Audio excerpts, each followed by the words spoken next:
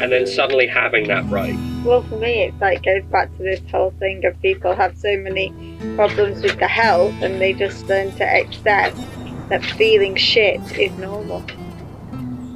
The foundation of it all is people are wanting more. They're questioning the way that we have been brought up, our conditionings, our society, the norm of how we should live and how we should be. And people are going back to basics and saying, actually, no, I don't want to live like that. I don't want to have this conventional life. I want more. I want to know who I am and what my purpose is and how I can make the world a better place. It comes with unschooling yourself.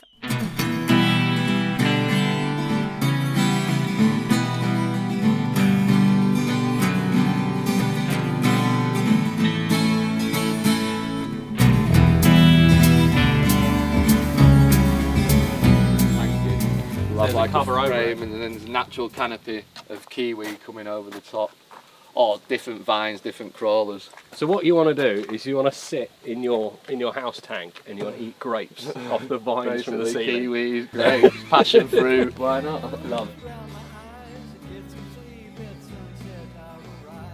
We want to be rich in land, we want to be rich in experience, we want to be rich in health and knowledge. Time as well, and for yourself, innit? And yeah, where you put your energy. Time and energy is precious, and it's something you can't get back. Welcome to Quinta de Lobo. This is our farm. Woo!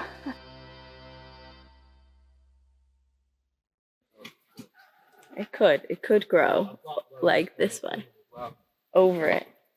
But better planting like hops vines or something on the top of terrace. And then just sending them right down.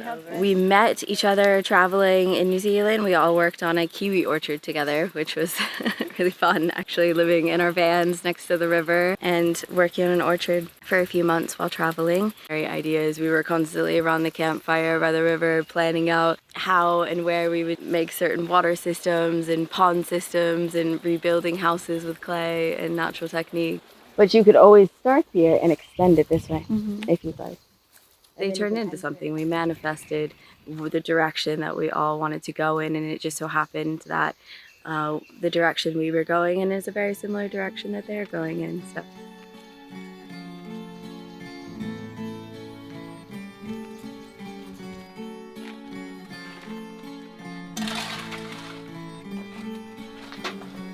going this way around, we're going to have like a bookshelf here. This is going to be a built-in kitchen, all open plan. The turntables, vinyl, DJ setups going there. It's have been like milestones getting the floor in to then be able to attack this height.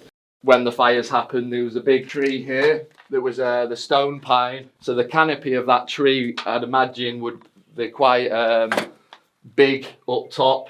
And this would have been right in the roof of the house almost, the canopy there, you can imagine it. So when that's on fire, this had fell here, and some of the ruins round here, the roofs get burned when the fire happened, but we actually lost this whole wall. We didn't know whether it was going to be in a year, 3 years, 5 years, but it was just like a clear vision. So we started to do a lot of research, and I was reading a lot of blogs, and it was talking a lot about the forest fires in 2017 and how it really impacted the community, Portugal in a whole, and yeah, of course, the nature.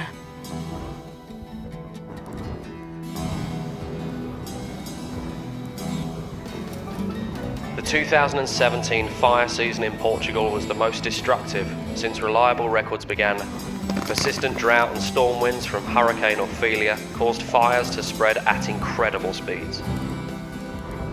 Throughout the year, 500,000 hectares of forest burned, thousands of people lost their homes, and 114 people were killed.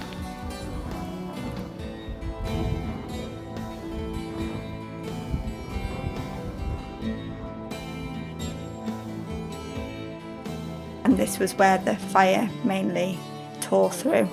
So the further we got to our destination in Portugal, the more clear it became of how serious this fire had been.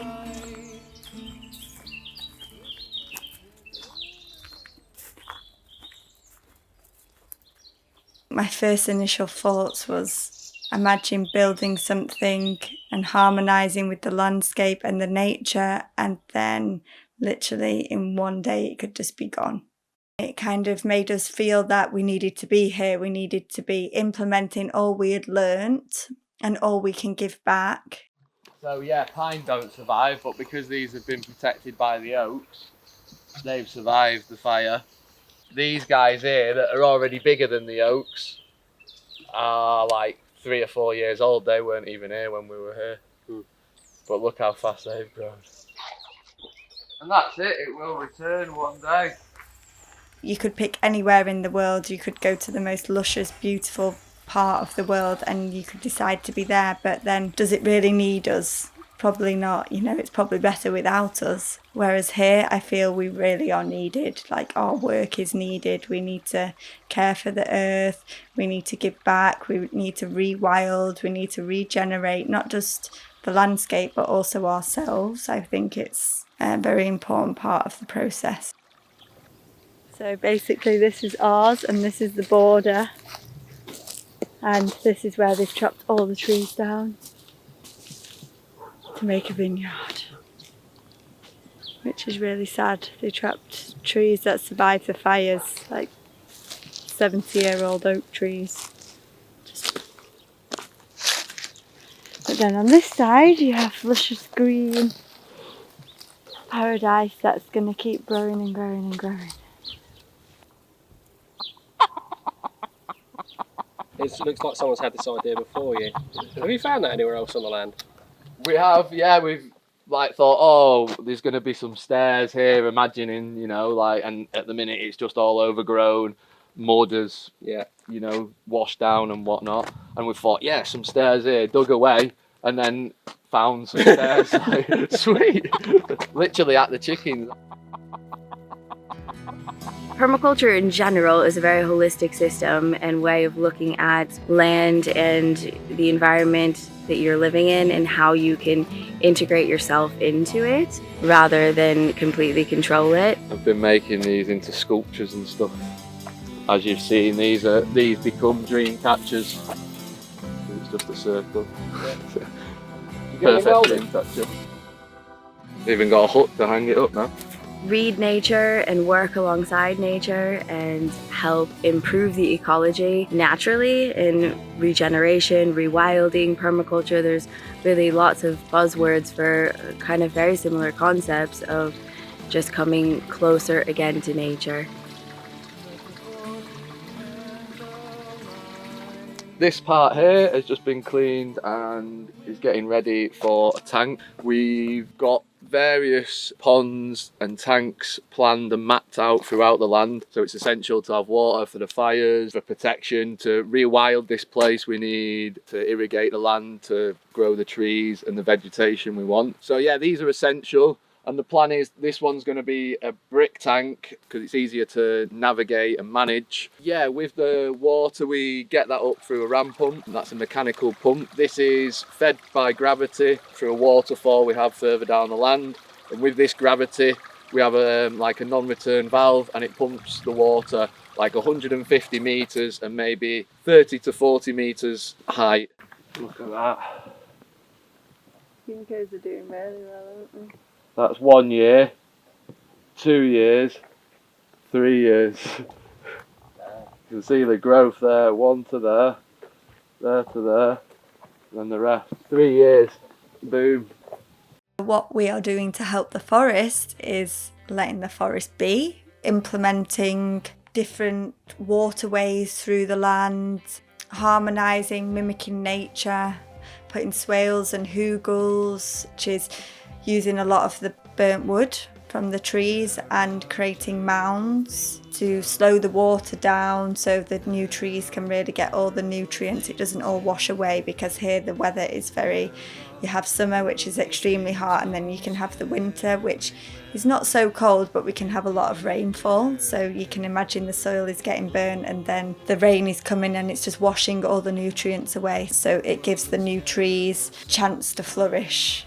And we're also using a waste product from the forest, which is the dead wood. You know, some people might burn it or whatnot, but we're actually putting it into the soil, so doing a whole cycle. This is a jacaranda, which we've harvested the seeds from just different places. They don't have it in towns in Coimbra and Porto. Beautiful violet flower and foliage, so it cuts through the landscape well good. I'm planning out the garden. So we put the 4 that we've got, and then we just need another big one, and 1, 2, 3. Say the steps come down. This is the closest terrace next to the house, and also it's the terrace that has the most rock underneath. We can't plant directly into it, so the plan is here to have many raised beds.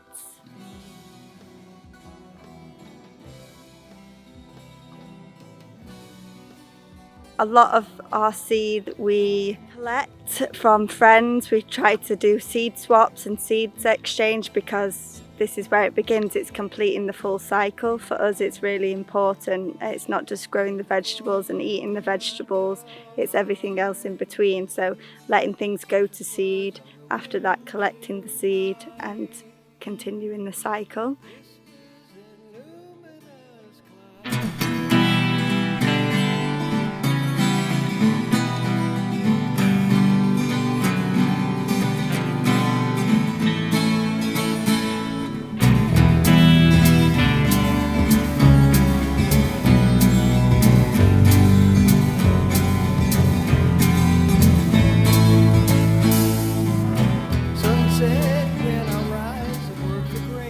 We're finally at a point now where everything we're implementing is making life much easier, and the dream is eventually all these things that we do will become very easy, but for now it's not easy. You know, everything takes time, effort, energy and money.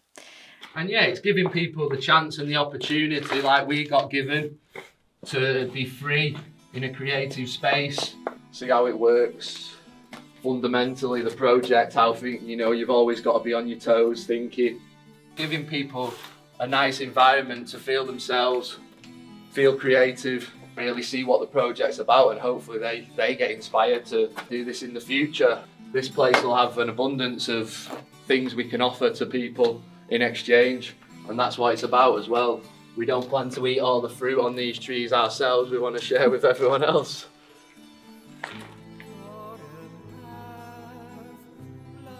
For us, the dream would be is hold courses, so whether that be full-time or just a flying visit to experience this. We would love to host people and have people stay with us. Maybe do some farm-to-table kind of vibe of harvesting from the garden and creating dishes, learning and observing, and for us to spread the knowledge. And also for me, it would be amazing to be able to have some retreats and workshops in Reiki and different alternative healing practices. We have short lives, and to just live them to the fullest is my philosophy anyway. I can get really caught up in fear, having to know exactly where this money is going to come from or how this project's going to go to then get us to the next step. You know, you need to read your land, you need to have a little bit of an idea of what you could do in certain places. There are so many ways that you can help in the world of regeneration and rewilding and coming a little bit back to the roots of humans and closer to nature. Making decisions about how you purchase and consume, that is super powerful. There's so many beautiful examples of people using plots that are not their own and doing market gardens and doing things in very small spaces, stacking gardens, using aquaponics. There's so many ways to utilize space to grow food for yourself. I think the hardest parts are the things that people don't see. Everyday life of doing this kind of life is not simple and it's not easy, from making sure we have enough water in the tanks, to emptying the compost toilet, to feeding the chickens, to watering the gardens, to watering the trees when you've not got proper irrigation yet because proper irrigation costs money. Whoa, what's in their bag? What, in that bag? Yeah. Oh, they're going to be pissed. Nature. This is nature. What you put in is what you'll get out, and anybody thinking of doing this and living this kind of life, yeah, just do it. Just jump right in, learn as you go. It won't be easy, it will be very difficult, but it'll be so rewarding, as waking up to the sounds of the birds, watching the sunrise, watching the sunset, the little things. I think you've got a pretty good solution down here.